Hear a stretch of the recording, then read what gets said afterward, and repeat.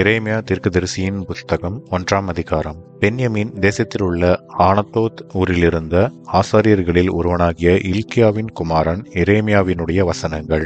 ஆமோனுடைய குமாரனாகிய யோசியா என்கிற யூதாவுடைய ராஜாவின் நாட்களில் அவன் அரசாண்ட 13ஆம் வருஷத்தில் இவனுக்கு கர்த்தருடைய வார்த்தை உண்டாயிற்று.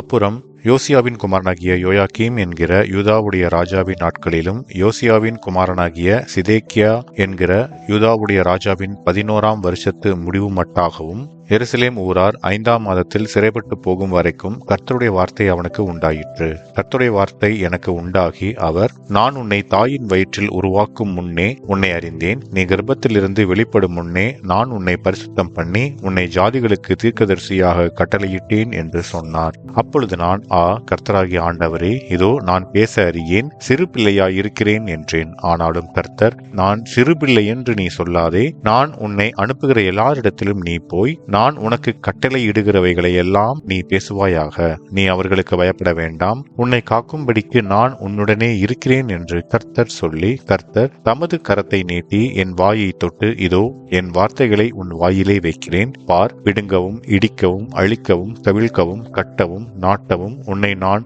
இன்றைய தினம் ஜாதிகளின் மேலும் ராஜ்யங்களின் மேலும் ஏற்படுத்தினேன் என்று கர்த்தர் என்னுடனே சொன்னார். பின்னும் கர்த்தருடைய வார்த்தை எனக்கு உண்டாகி அவர், எரேமியாவே, நீ என்னத்தை காண்கிறாய் என்று கேட்டார். வாதுமை மரத்தின் கிளையை காண்கிறேன் என்றேன். அப்பொழுது கர்த்தர், நீ கண்டது சரியே, என் வார்த்தையை தீவிரமாய் நிறைவேற்றுவேன் என்றார். கர்த்தருடைய வார்த்தை 2ஆம் தரம் எனக்கு உண்டாகி அவர், நீ காண்கிறது என்ன என்று கேட்டார். பொங்குகிற பானையை காண்கிறேன், அதன் வாய் வடக்கே இருந்து நோக்குகிறது என்றேன். அப்பொழுது கர்த்தர் என்னை நோக்கி, வடக்கே இருந்து தீங்கு தேசத்தினுடைய குடிகள் எல்லார் மேலும் வரும். இதோ நான் வடதிசை ராஜ்யங்களின் வம்சங்களை எல்லாம் கூப்பிடுவேன் என்று கர்த்தர் சொல்லுகிறார். அவர்கள் வந்து அவனவன் தன் தன் சிங்காசனத்தை எருசலேமின் ஒளிமுக வாசல்களுக்கும் அதன் சுற்று மதில்கள் எல்லாவற்றிற்கும் விரோதமாகவும் யூதா தேசத்து எல்லா பட்டணங்களுக்கும் விரோதமாகவும் வைப்பார்கள். அவர்கள் என்னை விட்டு அந்நிய தேவர்களுக்கு தூபங்காட்டி தங்கள் கைகளின் கிரியையை பணிந்து கொண்ட அவர்களுடைய சகல தீமைகளின் நிமித்தமும் நான் என் நியாய தீர்ப்புகளை அவர்களுக்கு விரோதமாக கூறுவேன்.